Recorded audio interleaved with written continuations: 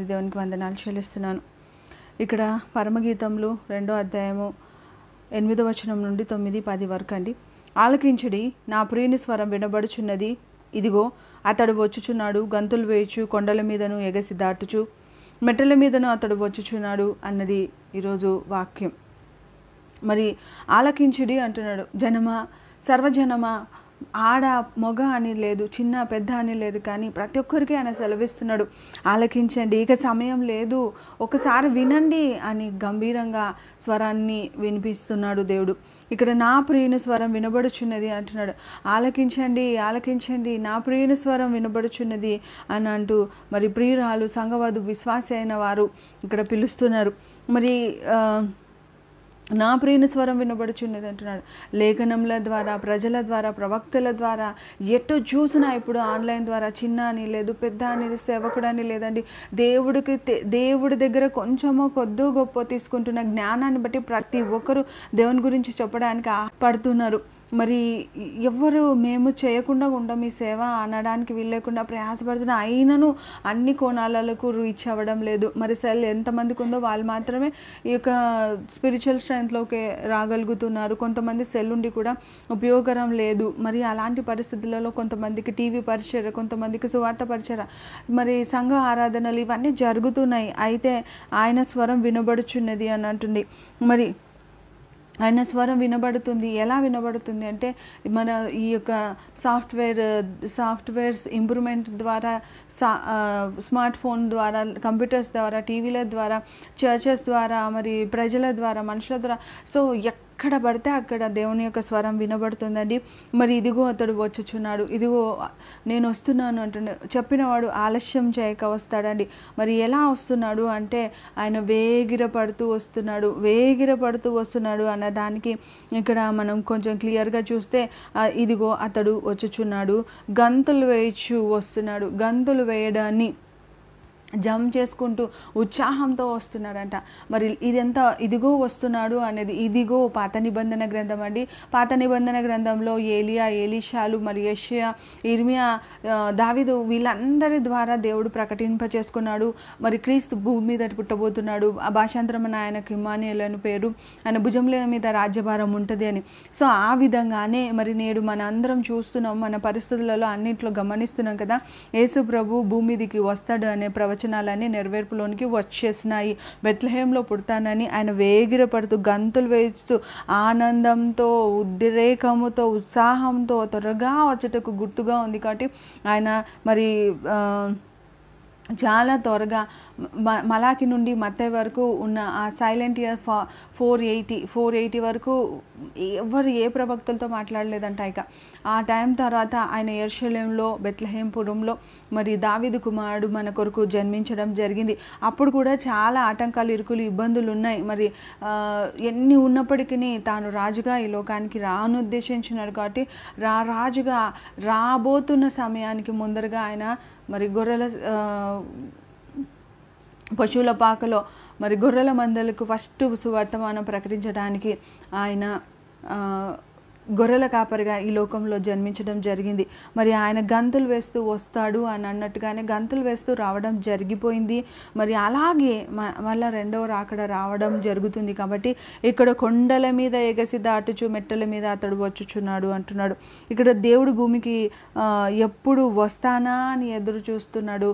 ఎలా వస్తానా అని. ఆదాము వాళ్ళతో సాయంకాలం ఎప్పుడవుతుంది, నేను వాళ్ళతో వెళ్ళి మాట్లాడాలి అన్నప్పుడు వాళ్ళు పోగొట్టుకున్న ఆ యొక్క సన్నిహిత సంబంధాన్ని మళ్ళా ప్రజలందరూ పొందుకోవటానికి ప్రయాసపడుతున్నాడు. మోషే ద్వారా హెచ్చించినప్పటికీ కొంతమందే బాగున్నారు. ధర్మశాస్త్రాన్ని బట్టి కొంతమంది దేవునికి దగ్గరగా అవ్వగలిగిన, ధర్మశాస్త్రాన్ని బట్టి చాలా పాపం పెళ్ళివిక్కిపోతుంది. కానీ దేవునికి హృదయానుసార్లు ఎవరు దొరకడం లేదు. ఏలియా, ఎలీషా, ఇర్మియా, యెషయా ఇలా కొంతమంది భక్తులు మాత్రమే ఉండగలుగుతున్నారు. హబక్కు, ఆమోసు, మీకా, మరి వీళ్ళందరూ తప్పనిచ్చి ఇంకా వేల జనాంగం మార్చబడాలి. మరి యూదా జనాంగంలో నేను పుట్టాలి, యూదా జనాంగం స్తుతియాగములు చెల్లించే జనాంగంగా నా జీవితంలో ఉన్నప్పటికీ నేను వారిని రక్షించుకోవాలి అంటూ తానే తన ప్రజల నిమిత్తం భూమికి దిగి వచ్చిన యేసేని మనము చూస్తున్నాం. మరి అలాగే దేవుడు నరులకు సహవాసం కలుగజేయటకు 1 యోహాను 1:1-3 వరకు దిగి వచ్చినాడు అనేది మనకు నెరవేర్పులోనికి వచ్చింది. మరి ప్రియుని స్వరం వినువారు స్నేహితులు మాత్రమే. అందరూ దేవుని స్వరాన్ని వినలేరు. మరి దేవుడి స్వరం వినేవాళ్ళు స్నేహితులు. మరి అబ్రహాము నా స్నేహితుడని యాకోబు 2:23 చెప్తున్న రీతిగా మనం కూడా ఆయన స్నేహితులు అవ్వాలి. అప్పుడు ఆయన హృదయాంతరంగాన్ని మనం స్పష్టంగా వినగలుగుతాం. మరుగైన సంగతులు తెలియజెప్తానంటూ ఆదికాండం 1:16-22 అబ్రహాంకు బయలుపరిచినాడు. నా స్నేహితునికి నేను చేయనది దాచేదనా అంటున్నాడు. మరి ఆయన ఎప్పుడు వస్తాడు, ఎలా వస్తాడు, తన ప్రియులకు తన యొక్క భక్తులకు మాత్రమే తెలుస్తుందంట. మరి అందుకే ఆయన స్వరం వినబడాలి. ఆయన కృపను బట్టి మనం నడిపించబడాలి. స్వరం వినబడుతుంది. అంతేకాకుండా గంతులు వేస్తూ వస్తున్నాడు, కొండల మీద ఎగసి దాటుచు మెట్టల మీద దాటుచూ వస్తున్నాడు అని అంటున్నాడు. అతను వచ్చుచున్నాడు అన్నది చెప్తున్నాడు కదండి. మోషేతో ముఖాముఖిగా మాట్లాడిన దేవుడు, మరి యెహోషువను శిష్యులను బలపరిచిన దేవుడు, మరి శిష్యులకు కనపడి వినపడిన దేవుడు. మరి ఆయన వస్తున్నాను అంటున్న వధువు ప్రభువు చెప్పే మాటలే చెప్తూ ఉంది ఇక్కడ. ఎవరు అంటే వాక్యంలో అంటున్నాడు, నేను త్వరగా వస్తున్నానని ప్రకటన గ్రంథంలో చెప్తున్నాడండి. మరి అలాగే మిమ్మల్ని తీసుకొని పోతానని యోహాను సువార్త 14:2-3 నేను వెళ్ళుట మంచిది, నేను మీ కొరకు స్థలం సిద్ధపరచడానికే వెళ్తున్నాను, నేను మరలా వస్తాను, మీకు స్థలం సిద్ధపరిచిన తర్వాత నేను మరలా మిమ్మల్ని తీసుకొని వెళ్తాను అంటున్నాడు. ఇది రాక గుర్తుగా ఉంది, సింబాలిక్గా. మరి అలాగే చెప్తున్నాడు. ఆయన ఎన్నోసార్లు రెండవ రాకడ గురించి మత్తయి సువార్త 16:27 చెప్పినాడు. లూకా 12:35 కూడా మనకు దేవుడు నేను త్వరగా వస్తాను, నేను రెండవ మారు వస్తానని ఆయన లేఖనాల ద్వారా చెప్తున్నాడు. కాబట్టి అదే విశ్వాసి ఇక్కడ చెప్తుంది. మళ్ళీ గంతులు వేచి వస్తున్నా అంటే నేను త్వరగా వస్తున్నానని చెప్పిన ఆయన ఊరికి రావడం లేదంట, గంతులు వేస్తూ వస్తున్నాడు. అంటే ఎప్పుడు నేను నా ప్రియురాల్ని కలుసుకుంటాను, ఎప్పుడు నా వధువు సంఘాన్ని నేను పరలోకానికి తీసుకువెళ్తాననే ఉత్సాహాన్ని చూపిస్తున్న దానికి గంతులు వేయచ్చు అని అనుంది. మరి అలాగే మనం కూడా గంతులు వేసి ఎదురు చూడాలి. ప్రభా ఈరోజు రెడీ, ఈరోజు సిద్ధమే ఉన్నాను, ఓకే అన్నట్టు. ఒక వివాహానికి వరుడు ఎంత వేగంగా రావాలనుకుంటాడో వధువు కూడా అంత వేగంగా వివాహం జరగాలి అనుకుంటుంది కదండి. అలా మనం సిద్ధపడిన వారంగా ఉండాలి. ఆలస్యం అవుతుంది. మరి కొండలు అంటే ఇవి ఓల్డ్ టెస్ట్మెంట్లో యేసుప్రభు వస్తాడు అనడానికి ఎన్నో ఆటంకాలు ఉన్నాయి.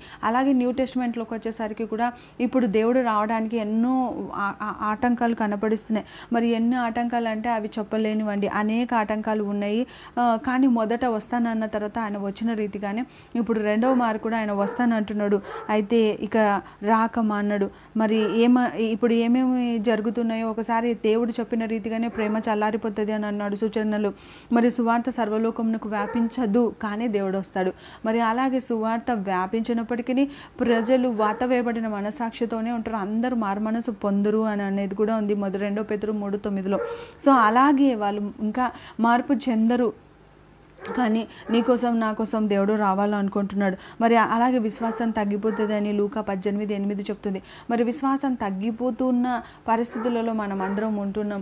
ఇంకా ఏముందక్క, దేవుడు ఏం చేస్తాడో ఏమో అనే పరిస్థితులు, విభ్రాంతి పొందే పరిస్థితులు ఉన్నాయి. మరి అక్కడ దేవుని ప్రజలను శిక్షిస్తున్నారు, ఇక్కడ శిక్షిస్తున్నారు.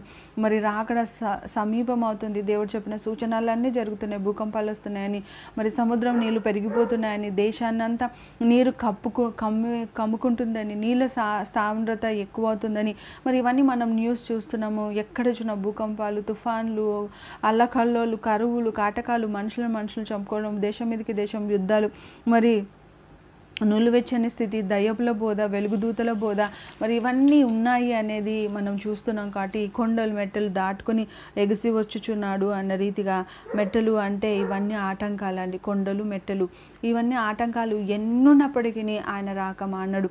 ఎందుకు అంటే ఆయన ఉద్దేశ ప్రకారం తన కొరకు ఎదురు చూస్తున్న వధువు సంఘాన్ని పరమునకు తీసుకొని వెళ్ళడం దేవుని చిత్తం అయింది. మరి అలాగే 9వ వచనంలో నా ప్రియుడు ఇరువలేనున్నాడు అంటున్నాడు. నా ప్రియుడు అన్న చోట అంతా ఆత్మీయ అనుభవం ఎదిగిపోతున్న పరిస్థితుల్లో అనేది మనం వింటున్నాం.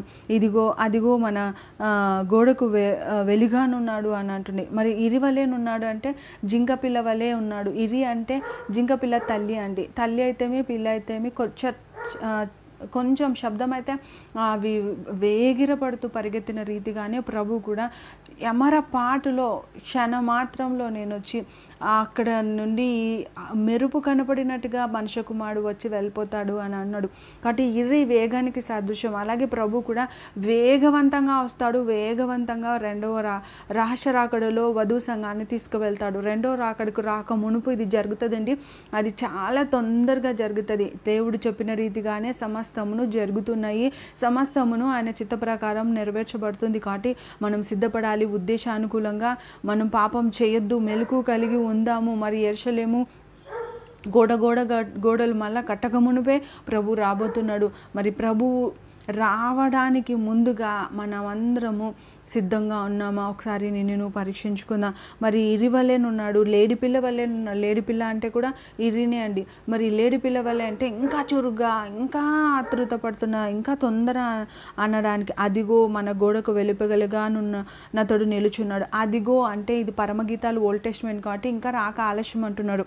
మరి రాక ఆలస్యం అన్నదానికి ఆమె అదిగో మన గోడకు వెలుపలగా ఉన్నాడు అంటున్నాడు. ఆ అదిగో అనే ప్రదేశాన్ని చూసేసరికి ఇప్పుడు ఇదిగో అనాల్సి వస్తుంది. ఇదిగో అప్పుడో ఇప్పుడో ప్రభు రాబోతున్నాడు, ఈరోజో ఆ రోజో రాబోతున్నాడు అనే పరిస్థితి మనకు వచ్చింది. అయితే చాలా మంది అంటున్నారు యెరూషలేం కట్టబడిన తర్వాత, యెరూషలేములో అపవాదైన సాతాను వచ్చి కూర్చున్న తర్వాత మరి దేవుడు వస్తాడు. ఎస్, ఇది కూడా కరెక్టే. కానీ ఇది రహస్య రాకడ కాదు, ఇది రెండవ రాకడ. మరి రెండవ రాకడకు ముందరే రహస్య రాకడ జరిగిపోవాలి. అంటే వాడు 3.5 సంవత్సరాలు అపవాదైన సాతాను అధికారం కింద ఇజ్రాయేలీలు ఉంటారు. ఈ 3.5 సంవత్సరాలలోనే మరి ప్రతి దినం ఇచ్చే బలులు ఆపివేయడం జరుగుతుందంట. ఈ 3.5 సంవత్సరాలు ఆగిపోయినప్పుడు వారికి మనకి ఉన్న ఒక గోడ, మన గోడకు వెలుపలగా అతడు ఉన్నాడు. ఈ గోడ వెలుపల యూదులు ఉన్నారండి. మరి గోడ యువతల అంటే మనం ఆధ్యాత్మికంగా చూసుకుంటే మనలో దేవుడు ఉన్నాడు, మనం ఆయనతో ఉన్నాము. పరలోకంలో ఆయన కుడిపార్శ్వమున కూర్చుంటే ఆయనతో పాటు పరలోక సింహాసనాసీనులై ఉన్నాము. కానీ శరీర రీతిగా మనకు ఆయనకు ఒక గోడ ఉందంట. మరి ఏంటి ఆ గోడ అంటే యూదులకు అన్యులకు మధ్య ఉన్న ఒక గోడ. ఎఫెసీయులు 2:14 ప్రకారం జాతి భేదపు గోడలు. అపోస్తుల కార్యం 10వ అధ్యాయము 28 నుండి 24 వరకు మనం చదివితే జాతి భేదపు గోడలు ఉన్నాయి. నులివెచ్చని స్థితి ఉంది ప్రజలలో. ఆ నిలువెచ్చని స్థితిని వెచ్చగా మార్చడానికి యేసుప్రభు తానే ఈ లోకానికి దిగి వచ్చినాడు. మరి అలాగే ధర్మశాస్త్రపు గోడలు పలగొట్టినాడు. రోమీలకు రాసిన పత్రిక అంతా మనం చదువుతున్నప్పుడు ఇప్పుడు మనం ధర్మశాస్త్రపు నీతి కింద లేము, క్రీస్తు యొక్క నీతిని బట్టి మనం నీతిమంతులుగా మార్చబడినాం అనేది స్పష్టంగా ఉంది. మన మానవునికి దేవునికి మధ్య ఉన్న పాపపు గోడ కొట్టివేయబడడం జరిగింది. మరి 400 సంవత్సరాలు మలాకి నుండి మత్తయి వరకు మౌనంగా ఉన్నాడు. ఆ మౌనపు గోడ కూడా ఛేదించడం జరిగింది. మరి ఇప్పుడు హెబ్రీలకు రాసిన పత్రిక 1:1 ప్రకారం దేవుడు మనతో మాట్లాడుతున్నాడు. ఆనాటి కాలంలో నానా భాషలతో నానా రకాలుగా మరి ప్రవక్తల ద్వారా దేవుడు మాట్లాడినాడు. కానీ నేడైతే తన కుమారుడైన యేసుక్రీస్తు ప్రభు ద్వారా మనతో మాట్లాడుతున్నాడని స్పష్టంగా ఉంది. మరి అంటే మత్తయి సువార్త నుండి మనం చూస్తున్నప్పుడు శిష్యులతో మాట్లాడుతున్నాడు. మరి అనేక రీతిలుగా ఇప్పుడున్న జనరేషన్లో దినాకర్ అంకులేమి, దేవదాస్ ఇవన్నీ దేవుడు వాళ్ళకి కనబడిస్తాడంట, మాట్లాడతాడంట అని కొంతమంది వ్యంగ్యంగా మాట్లాడుతున్నప్పుడు చాలా దుఃఖం కనబడిస్తుందండి. కానీ దేవుడు మాట్లాడతాడు. మరి నెక్స్ట్ వచనానికి నేను ఎలా మాట్లాడతాడు అనేది నేను క్లారిటీ ఇస్తాను. మరి యెరూషలేము అతి పరిశుద్ధ స్థలంలో మరి యాజకులు మాత్రమే వెళ్ళాల్సిన దగ్గర ఒక తెర ఉంది. ఆ తెరగా చినిగిపోవాలంటే శిలువ మరణం ద్వారా ఆ తెర అడ్డు తొలగిపోయెను అని ఉంది.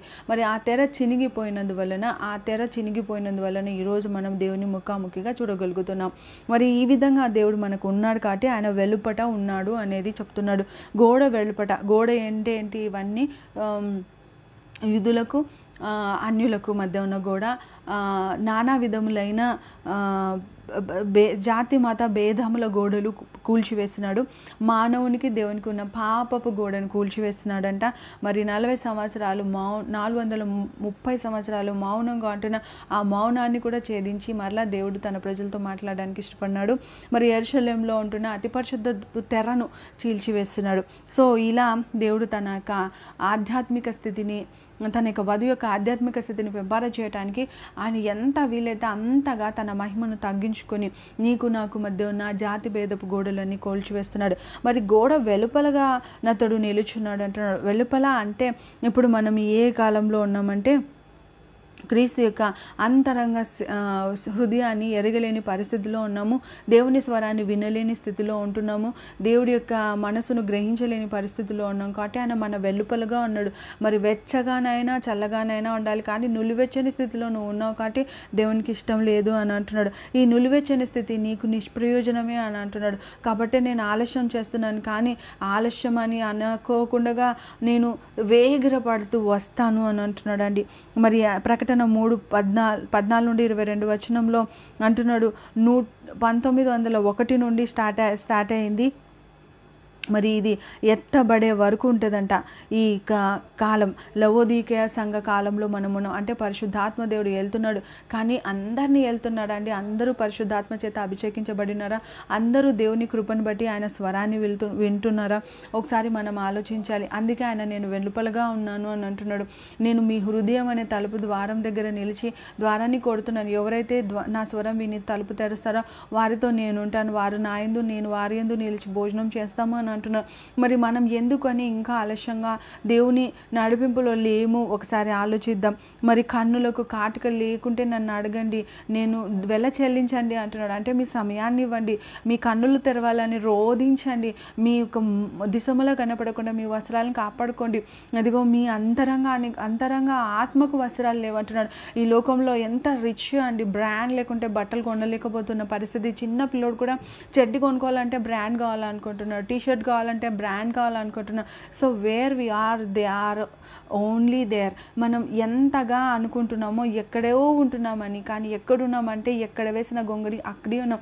ఆధ్యాత్మిక గ్రుడ్డితనం కలిగిన, ఆధ్యాత్మికంగా దృష్టిమాంద్యం కలిగి ఉండడం కాకుండా వాత వేయబడిన మనస్సాక్షులమైన కనుక నేను నీ వెనుపలు ఉన్నా, నీలో లేను అని చెప్తున్నాడు. మరి నా పరిస్థితిలో దేవుడు నీతో మాట్లాడుతుంటే I thankful to you lord. ఎందుకంటే నాకు ఈ స్థితి ఇచ్చినావు, నాకు ఈ ఘనత ఇచ్చినావు, నేను నీతో ఉండగలుగుతున్నాను, నాతో ఉండగలుగుతున్నావు. ఎంత గొప్ప ధన్యతనైనా. అయోగ్యురాలినైనా నా మీద ఈ కరుణ చూపిస్తున్నవే, నిస్సహాయరాలైనా నన్ను లేవనెత్తుతున్నవే అంటూ థ్యాంక్స్ చెప్దాం. ఎందుకంటే నువ్వు సీల్ చేయబడిన, నువ్వు ఆయన దానివి, నువ్వు ఆయన వాడవు, నిన్ను ఆయన ముద్రించినాడు కనుక వి థ్యాంక్ఫుల్ టు గాడ్. ఎందుకంటే ముద్రించబడిన మనము, ఆయన రక్తం వెలగా చెల్లించబడిన మనము, ఆయన వధువు సంఘమైన మన జ్ఞాపకం చేసుకొని కృతజ్ఞతలు చెల్లించండి. నా ప్రభు నన్ను విడబడు ఎడబాయడనే ధైర్యము, గంభీరమైన ఉద్దేశం మనం కలిగి ఉండాలి. ఎందుకంటే ఆయన నన్ను విడవనన్నాడు, ఆయన నన్ను మరవనన్నాడు, ఆయన నా కొరకే వస్తానంటున్నాడు, ఆయన నా కోసం రావాలని వేగరపడుతున్నాడు. కానీ నాలాగే అందరూ రక్షించబడాలి, నాలాగే అందరూ ఎత్తబడాలి అనే ఒక ప్రార్థన నీ కూడా భారం ఉందని దేవుడు హెచ్చరిస్తున్నాడు. పురుషుడు కావచ్చు, స్త్రీ కావచ్చు, మనందరితో దేవుడు మాట్లాడుతున్నాడు. మనం భారం కలిగి ప్రార్థన చేయాలి. మరి గ్రుడ్డితనం ఉందా? ఆయన దగ్గర కాటుక కొనండి అని అంటున్నాడు ప్రకటన 3వ అధ్యాయంలో. మరి లవోదీకయ సంఘం గ్రుడ్డితనం కలిగి నులివెచ్చని స్థితి ఉంది. అందుకే నాకు ఒమ్మి వేయాలా అనిపిస్తుంది, ఇంకా ఎప్పుడు వస్తానో నేను వస్తాను అని అంటున్నాడు. కానీ ఎలా వస్తాడంటే ఆ లేడివాడే గంతులు వేయచ్చు, జింక పిల్లవలే అతి వేగంగా నేను రావడానికి సిద్ధపడుతున్నాను అంటున్నా. ఇంకా పిల్లల కోసం, ఇంకా తల్లి కోసం, ఇంకా భర్త కోసం, ఇంకా తిండి కోసం, ఇంకా డబ్బు కోసం ప్రయాసపడుతున్నావా? అవన్నీ కాదు నా కుమార్తె, నా కుమారుడ, సిద్ధపడు, వధువు సంఘం సిద్ధపడినట్టుగా సిద్ధపడు. ఎప్పుడు వస్తాను? అర్ధరాత్రిలో వస్తాను, మెలకువ కలిగి ఉండాలి. పట్టపగులు వస్తాను, మెలకువ కలిగి ఉండాలి. రాత్రి మేలుకుంటాను, పొద్దున పడుకుంటాను అంటే కాదు, ఎప్పుడు ఆత్మలో గువ్వ మూలిగినట్లు మూలగాలంట. మరి 2 గువ్వలు పిచ్చుకలు కనుక, పావురాలు కనుక పెళ్లి చేసుకున్న జత చేసుకున్న ఒక వ్యక్తితో ఉన్నప్పుడు మగ పావురం చనిపోతే ఆడపావురం గుండె పగిలి చనిపోతుందంట, ఆడపావురం చనిపోతే మగ పావురం గుండె పగిలి చనిపోతుందంట. కానీ అవి వేరే వాటిని దరి చేరవంట. మరి మన ప్రభువుని చూడలేనప్పుడు నీ హృదయం చీల్చబడుతుందా? నీ హృదయం పగిలిన హృదయంతో రోధించగలుగుతున్నావా? ఈ రోజుకి నువ్వు ఏమని ఏడుస్తున్నావు? ఈ రోజుకి నువ్వు ఎలా ప్రార్థిస్తున్నావు? ఏ విధంగా సిద్ధపాటు నీకు ఉంది? ఒకసారి నువ్వు గమనించుకుంటున్నావు. రోషం కలిగిన సైన్యంలో నువ్వు ఉండాలని, ప్రజలోక పట్టణంలో నేను నిలబడాలని నీకు ఆశ, ఆసక్తి ఉందా? అసలుకి ఇంకా డబ్బు సంపాదించాలి, పేరు సంపాదించాలి, ఘనత రావాలి, కీర్తి రావాలి, ఖ్యాతి రావాలని అహర్నిశలు కష్టపడే విధంగా నువ్వు ఉంటున్నావా? ఏంటి నీ స్థితి? ఏంటి నీ పరిస్థితి? ఒక్కసారి నిన్ను గురించి నువ్వు ఆలోచించుకో. నువ్వు వెచ్చని స్థితిలో నేనున్నానంటే ఈరోజే మొక్కరించు, ఈరోజే ప్రభుని సిద్ధపరచుదేవా. నీ రాకడ కొరకు ఎత్తబడి సంఘంలో నేను ఉండటానికి ఐఎమ్ రెడీ. దిగో నన్ను ఏ విధంగా వెలిగిస్తావో వెలిగించు. నా హృదయం వెలగాలి, నా కన్నులు వెలగాలి, నా చెవులు వినబడాలి, నా అంతరంగం అంతా నీతో పెనవేసుకునే అనుభవంలోకి నేను రావాలి అంటూ నువ్వు దేవుణ్ణి బ్రతిమలాడదాం. ఎందుకంటే ప్రకటన 3:20లో ఉన్నట్టుగానే దేవుడు మన గురించి బాధపడుతున్నాడు. మరి ఆయనకు బాధ కలిగించే విధంగా మనం ఉండొద్దు. ఆయన ఇంకా నీ జీవితంలో కావాలి అంటే ఆయన కొరకు హృదయాన్ని చుంచుకో, వస్త్రాలని కాదు అంటున్నాడు. నీవు చేతులు నిలబెట్టు, మళ్ళీ మోకాలు స్థిరపరచు అంటున్నాడు. తత్తరిల్లిన నీ చేతులను లేవనెత్తు అంటున్నాడు. మోకాలను సిద్ధపరచు అంటున్నాడు. మరి మనం అడగాలి అంటే ఆ మత్తయి సువార్త 11:20 ప్రకారం ప్రభా నాకు కాటికి, ప్రభా నా కన్నులను తెరుగు, నా వస్త్రాలను నాకు అనుగ్రహించని అడగాలి. అడగడమే కాదు, కనిపెట్టాలి. ఇచ్చినాడా లేదా అని నువ్వే చెప్పుకోగలి. క్రీస్తు ఎదుట 37 కీర్తన 37:7 అపోస్తులు 1:4 ప్రకారం ఆది అపోస్తులు వెళ్ళి మీరు కనిపెట్టండి అంటే 10 రోజులు కనిపెట్టినాడు. ఆహార నిమిషాలు రాత్రి పగళ్ళు దేవుని దగ్గర మరియతో సహా కనిపెట్టగలిగినారండి. తల్లి అయిన మరియ కూడా కనిపెట్టినప్పుడు పరిశుద్ధాత్మను పొందుకున్నట్టు మనం చూస్తున్నాం. మరి కనిపెట్టినప్పుడు యెహోవా ఎదుట మౌనంగా అండి నువ్వు ఆయన కొరకు కనిపెట్టినప్పుడు ఆయన నీ హృదయవాంఛను తీర్చును అంటున్నాడు. సందేహములు తీర్చుకోవాలి, సందేహాలు తీరుస్తాడంట దేవుడు. మరి అపోస్తుల కార్యం 2వ అధ్యాయం 8వ వచనం, యోహాను సువార్త 20వ అధ్యాయం 26-28 వరకు నువ్వు ప్రతిరోజు ప్రతి అసమయం మనకు ప్రభు దగ్గర కూర్చునే సమయాన్ని నువ్వు కేటాయించగలిగితే ప్రభు నువ్వు కూర్చునే సమయానికి అంతా ఆయన వస్తాడు. మరి రోజు 7 గంటలు అంటున్నాం కదండి. రోజు 7 గంటలకి పరిశుద్ధాత్మ దేవుడు నీకునంటే నాకంటే ముందుగా వస్తున్నాడు. ఈరోజు కరెంట్ పోయింది, మీ అందరికీ తెలుసు. ప్రభా నీ చిత్తమైతే మరి ఇది నీ సమయం అయితే కరెంట్ రాని నేను చెప్తాను, లేదంటే కరెంట్ పోయిందని నేను డిక్లేర్ చేస్తాను. నీ కార్యము నీ ఇష్టమని నేను మౌనంగా ఉండి బయటికి వెళ్ళేసరికి కరెంట్ రావడం జరిగింది. అంటే ఈరోజు ప్రోగ్రామ్ కంటిన్యూ కావడం దేవుని చేత. ఒకరు చూస్తున్నారా, ఇద్దరు చూస్తున్నారా, ఇట్స్ నన్ ఆఫ్ బిజినెస్. కానీ దేవుడు చూస్తున్న నీ ఒక్కదాని కోసమే దర్శించడానికి ఇష్టపడుతున్నా, వింటున్న నీ ఒక్క దాంతోనే మాట్లాడుతున్నా, నాతో మాట్లాడుతున్న దేవుడు, నీతో మాట్లాడుతున్న మనందరినీ దేవుడు హెచ్చిస్తున్నాడు, హెచ్చరిస్తున్నాడు. కాబట్టి కోద్దండి, లోకంలో ఎన్నో రకాల లైఫ్స్ ఉన్నాయి అని నేను కాదనడం లేదు. కానీ ఇది ప్రత్యేకమైన వధువు సంఘం, ఎత్తబడి గుంపులో ఉండడానికి దేవుడు అంటున్నాడు. సంతానం కోసం, వివాహం కోసం, మంగళార్చన మనందరి కోసం, మనకు అన్నీ ఇవ్వగలిగిన దేవుడి యొక్క స్వరం వినడం కోసం ఈ సమయాన్ని కేటాయిస్తున్నాం. కాబట్టి ఇది వ్యర్థం కానే కాదు, వేయంతల ఆశీర్వాదం. ఈ యొక్క చాప్టర్ను కంప్లీట్ చేసే లోపల నువ్వు ఖచ్చితంగా శుభవర్తమానం వింటావు. అవును ఆమె దేవుడు నా జీవితంలో ఘనకార్యాలు చేసినాడు, గొప్ప కార్యం జరిగించినాడని. 6లో ప్రకారం అపోస్తులందరికీ 1వ అధ్యాయం 9లో నేను ఆరోహణమవుతున్నానని 500 మందికి మరి ఒకటేసారి కనపడినట్టుగా మనతో కూడా కనపడిస్తాడు, వినపడిస్తాడు. మరి అలాగే 2వ అధ్యాయం 10వ వచనంలో ఇప్పుడు నా ప్రియుడు నాతో మాట్లాడుతున్నావు, నువ్వు ఎప్పుడైతే సిద్ధపడతావో అప్పుడు అని అర్థం. అంటే ఇప్పుడు నువ్వు పర్ఫెక్ట్ కాబట్టి నేను నీతో మాట్లాడతాను అంటున్నాడు. నువ్వు తీర్మానం తీసుకుంటున్నావు, వదులుకొని నేను నీతో ఉండాలి, నువ్వు నాతో ఉండాలి, ఇంకా వేరే ఆశ, ధ్యాస, శ్వాస ఇవి ఏవి కావద్దు నాకు లోకానుసారంగా. నువ్వే ఆశగా, నువ్వే శ్వాసగా, నువ్వే ధ్యాసగా నేను నీలో ఫలించాలి. నీరు కట్టిన తోట వలె, నిత్యం ఊగుచున్న నీటి ఊట వలె నన్ను నేను నీకు అప్పగించుకోవాలని నువ్వు ఆయనకు అప్పగించుకోగలిగితే ఆయన నీతో మాట్లాడుతుంటున్నాడు. యోబుతో మాట్లాడుతున్నాడు అంటే 42:5లో ఇప్పటి స్థితి కన్నులారా చూచుచున్నావు, ఇప్పుడు నేను నిన్ను కన్నులారా చూచున్నా, ఒక్కసారి మాట్లాడినా ఇంకా మాట్లాడనన్నాడు. యోబు నీలా నాలా నాకు దేవుడికి మధ్యలోనే వ్యాజ్యము, మీ అందరితో కాదు అంటూ సర్పస్వరాలు లాంటి తన స్నేహితులు ఎంతమంది మాట్లాడినా కూడా తన స్నేహితులతో మీరు ఎందుకు మాట్లాడుతున్నారు, మీరు ఎందుకు పాపం చేస్తున్నారు, ఇదిగో నేను నా తండ్రితో మొరపెట్టాలి, నేను నా తండ్రితో నేను ఆశ కలిగినను, ఆయన నాతో మాట్లాడాలి, ఆయన ఉద్దేశాలను బట్టి నేను నడిపించబడాలి అనుకుంటున్నా, ప్లీజ్ అంటే కూడా ఫ్రెండ్స్ అలాగే మాట్లాడతాయి. ఫ్రెండ్స్ గురించి మళ్ళీ యోబు గారే ప్రార్థన చేయాల్సిన పరిస్థితి రావడం జరిగింది. అయితే ఈరోజు నీతో నాతో అంటున్నాడు, ఇప్పుడు నేను నా ప్రియుడు నాతో మాట్లాడుచున్నాడు అన్న రీతిగా ఇప్పుడు నువ్వు పర్ఫెక్ట్గా ఉన్నావు కాబట్టి I will speak with you, ఇప్పుడు నువ్వు సిద్ధపడి ఉన్నావు కాబట్టి నేను నీ దగ్గరికి వస్తాను, ఇప్పుడు డేట్ వచ్చింది కాబట్టి అందుకో వివాహం కోసం నేను మీ ఊరికి వస్తున్నాము అన్న రీతిగా వధువు సంఘంలోకి ఎలా తీసుకొని వస్తారో అలాగే ప్రభు కూడా నువ్వు ప్రార్థించే సమయంలో, సిద్ధపడిన దినంలో దేవుడు నీ కొరకు వస్తాడు. రోమీయులకు రాసిన పత్రిక 8:1 ప్రకారం క్రీస్తు యేసునందున్న వారికి ఏ శిక్షా విధియు లేదు, నా మీద నాతో ఈ అభిషేకాన్ని బట్టి నాకు ఏ శిక్షా విధి లేదు. నేను ప్రభుకు సంబంధించిన దాన్ని, నేను ప్రభు ఉద్దేశాల ప్రకారం ఎదుగుతున్న దాన్ని కాబట్టి ఆయనకు తెలుసు నా పరిస్థితి, ఆయనకు తెలుసు నా జీవము ఏ పాటితో కాబట్టి ఆయన కృపను బట్టి నేను నడుచుకుంటాను అంటున్నాడు. ఫిలమోను 1:11 అంటున్నాడు, ఇప్పుడు ప్రయోజనకరమైన వాడుగా ఉన్నావు అని అంటున్నాడు. నాడు నిష్ప్రయోజకుడుగా ఉన్నాడంట, ఆయన ఇప్పుడు ప్రయోజకుడుగా ఉన్నాడు. ఫిలమోను చేస్తున్న ఇంటి వ్యక్తి దగ్గరనే, ఒక అధికారి దగ్గర పనిచేస్తున్న దగ్గరనే బంగారంతా ఎత్తేసి పారిపోయినాడంట.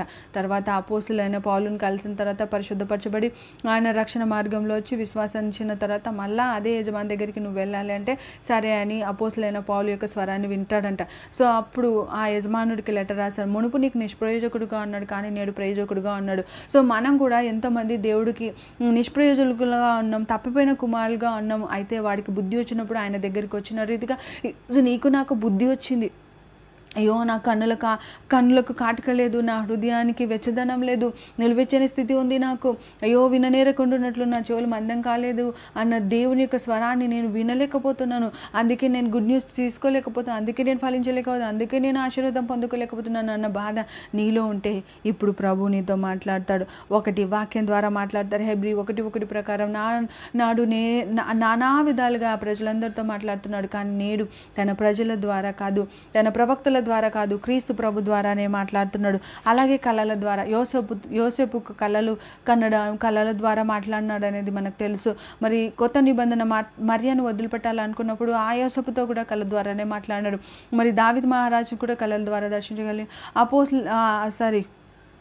సొలొమోను కూడా మరి కళల ద్వారానే దర్శించినట్టు చూస్తున్నాం. నా ప్రియుడు నాతో మాట్లాడుచున్నాడు, ఆయనకు ప్రియమైన నాకు ప్రతిదీ బయలుపరుస్తాడు అన్న రీతిగా ఆమె చెబుతుంది. మరి ఆయన ప్రవక్తల ద్వారా కాదు, ఆయననే వచ్చి మాట్లాడతాడు అని అంటున్నాం. కానీ దేవుడు ఎన్ని రకాలుగా మాట్లాడతాడు అనేది మనం నిన్న తెలుసుకున్నాం. పరిశుద్ధుల ద్వారా మాట్లాడతాడు, దేవదూతల ద్వారా మాట్లాడతాడు, దయ్యముల ద్వారా మాట్లాడతాడు, మరి తానే వచ్చి మాట్లాడతాడు. అయితే మనం ఎలా వినాలి ఆయన యొక్క గంభీరమైన కార్యాలను, ఆయన యొక్క శూర కార్యాలను అంటే మొట్టమొదట సృష్టి ద్వారా కీర్తన 19:1 నుండి 4 వరకు, యోబు 38:4 నుండి 9 వరకు. అవును, ఆయన యొక్క సృష్టిని మనం చూస్తున్నప్పుడు ఆయన యొక్క మహిమోన్నతమైన కార్యాలను బట్టి మనం అడుగులు వేయగలుగుతున్నాం. సో మరి అలా దేవుడు మనల్ని దర్శిస్తున్నాడు కాబట్టి సృష్టి ద్వారా మాట్లాడతాడు. మరి సామెతలు జ్ఞానం 8వ అధ్యాయం ద్వారా ఆయన ఏమైనాడో ఆయన మాట్లాడతాడు. ధనాన్ని వ్యయంగా చెల్లించి జ్ఞానాన్ని సంపాదించాను. దేవుడు ఉంటే కాదు, దేవుడితో పాటు జ్ఞానం కూడా కావాలి. ఆ జ్ఞానము వాక్యం ద్వారా మనతో మాట్లాడతాడు, మన సాక్షి ద్వారా మాట్లాడతాడు, మనతో ఉండి మనకెన్నో ఊహాగానాలు మనకు అనుగ్రహిస్తుంటాడు. ఏది పాజిటివ్ ఏది నెగిటివ్ దాన్ని మనం తీసుకొని దేవుని కృతజ్ఞతలు చెల్లించే విధంగా ఉండాలి. మరి దేవుడు యేసుక్రీస్తు ద్వారా మాట్లాడతాడు అన్న ద్వారా దర్శనం ద్వారా మాట్లాడతాడు. ఎహెచ్కేల్ గ్రంథంలో ఎహెచ్కేల్కు దర్శనాల ద్వారా మాట్లాడతాడు. ఇర్మియాకు దర్శనాల ద్వారా నీకేం కనపడుతుంది, నీ కళ్ళు మూసుకున్నా కళ్ళు తెరుచుకున్నా వచ్చేది దర్శనం అండి. మరి కళ్ళు మూసుకున్నప్పుడు కళ కంటున్నాము, కళ పిక్చర్స్ కదలడము, కొద్ది క్షణాలు రావడము, ఇది కళ. కానీ కళ్ళు తెరిచి చూస్తున్నప్పుడు కదులుతూ వచ్చిన బొమ్మ అయినా, మరి నిలబడి ఉన్న నెగిటివ్ లాంటి బొమ్మ అయినా అది దర్శనమే. మరి ఎహెచ్కేల్ గారికి దర్శనం, ఇర్మియాకు, యెషయాకు 6వ అధ్యాయం 1 నుండి 6 వచనాల వరకు ఆయన దర్శనాలను గురించి అతనికి దర్శనం కలిగింది. ప్రభు యొక్క చొక్కాయి దేవాలయం అంతా కప్పబడింది, మరి 6 దూతలు ఇటు అటు ఉండగలిగినారు అని అంటున్నారు. సో ఆ విధంగా మనకు కూడా దర్శనాలు కలుగజేస్తాడు. మరి సేవకుల ద్వారా మాట్లాడే దేవుడు, దర్శనముల ద్వారా, కళల ద్వారా, మరి వాక్యం ద్వారా, మరి అన్ని రకాలుగా దేవుడు మనతో మాట్లాడుతున్నాడు. మాట్లాడే దేవుడు మనతో ఉన్నాడు కాబట్టి మహిమాన్వితమైన గొప్ప కృపను బట్టి, మహిమోన్నతమైన గొప్ప ప్రేమను బట్టి మనందరితో మాట్లాడి ఆయన యొక్క మర్మమైన జ్ఞానాన్ని బయలుపరచును గాక. మరి దేవుడు రాబోతున్నాడు అనేది మనకు వాస్తవం. మరి ఆయన త్వరగా రాబోతున్నాడు, ఉన్న ఆటంకాలన్నీ దాటుకొని వస్తాడు. మరి ఆయన రావడానికి ముందుగానే ఆయన ఎప్పుడు వస్తాడో వధువు అయిన సంఘానికి తెలిసి ఉండాలి. పెళ్లి కుమారుడు ఎప్పుడు వస్తాడని పెళ్లి కుమార్తెకు తెలుసు. పెద్దలందరూ నిర్ణయించిన రీతిని బట్టి, పెద్దలందరూ ఏర్పాటు చేసిన విధానాన్ని బట్టి మనకంటూ ఒక పెళ్లి రోజు ఏర్పాటు చేసుకుంటాం కదండి. మార్చి నెల అయితే వర్షాలు రావని, బాగా హాలిడేస్ వస్తాయని ఏర్పాటు చేసుకుంటాం. సో అలా మనము నిర్ణయించుకున్న రీతిని బట్టి, మనం నడిపించబడుతున్న విధానాన్ని బట్టి దేవుడు కూడా ప్రత్యేకంగా మనల్ని ఏర్పాటు చేసుకున్నాడు, ఒకరోజు మనల్ని పరలోకానికి తీసుకొని వెళ్ళాలని. 7 సంవత్సరాలు మనకు సర్వ సమృద్ధి, ఆశీర్వాదం, నెమ్మది, ఆయురారోగ్యాన్ని కలిగజేసే దేవుడుగా ఆయన మంచి మంచి బహుమానులతో మనల్ని తృప్తిపరచాలనుకుంటున్నాడు. కాబట్టి మనం సిద్ధపడితే దేవుడు గొప్ప కార్యాలు అనేకం చేస్తాడు. నేను ఈరోజు చాలా వేగంగా చెప్పినట్టున్నాను, కానీ మరి ఈ సిలబస్ మీకు అర్థమవుతుందని నేను అనుకుంటున్నాను. ఈ పరమగీతాల ధ్యానంలో నేను ఎంత వేగంగా చెప్తున్నా మళ్ళీ ఒకసారి వినండి, కంపల్సరీ దీన్ని ధ్యానించండి, ఏం చెప్తున్నాడు, ఏ అధ్యాయాలని అని ఒకసారి మీరు ధ్యానించగలిగితే. సమయం చాలా కొంచెంగా తీసుకుంటున్నాను కాబట్టి జస్ట్ మీకు షార్ట్ ఫామ్లో చెప్తున్నానండి, కానీ మీరు దాన్ని ధ్యానించినప్పుడు దానిలో ఉన్న తీయతనాన్ని జురుకుంటాడు. దావీదు మహారాజు, ప్రభా నేను ఈ వాక్యాన్ని ధ్యానించినప్పుడు క్రొవ్విన మెదడు తిని నెమరు వేసినట్టుగా ఉంటుంది నాకు అని అంటున్నాడు. నిజంగా శ్రేష్టమైన ఒక మ్యాంగోస్ని తిన్నప్పుడు ఆస్వాదిస్తాం కదండి. మ్యాంగోస్ అంటే చాలా బాగుంది, లాస్ట్ టైం ఎండాకాలంలో చాలా ఎంజాయ్ చేసినాం అనేసి. సో అలాగా ఇప్పుడు మనం ఏదైనా పండు తిన్నామంటే అది ఏమంటారు, ఇంకా జ్ఞాపకంలోకి తెచ్చుకున్నప్పుడు ఆ ఫేస్లో ఫీలింగ్స్ కూడా మారిపోతాయి. సో అలాగే ఈ పరమగీతాలని ధ్యానిస్తున్నప్పుడు కూడా మీ జీవితం చాలా గొప్పగా మార్చబడుతుంది. మరి అట్టి ధన్యత యోగ్యత మీ అందరికీ అనుగ్రహించును గాక. మరి నిశ్చయంగా దేవుడు మీ ఉద్దేశాలన్నీ తృప్తిపరచును గాక.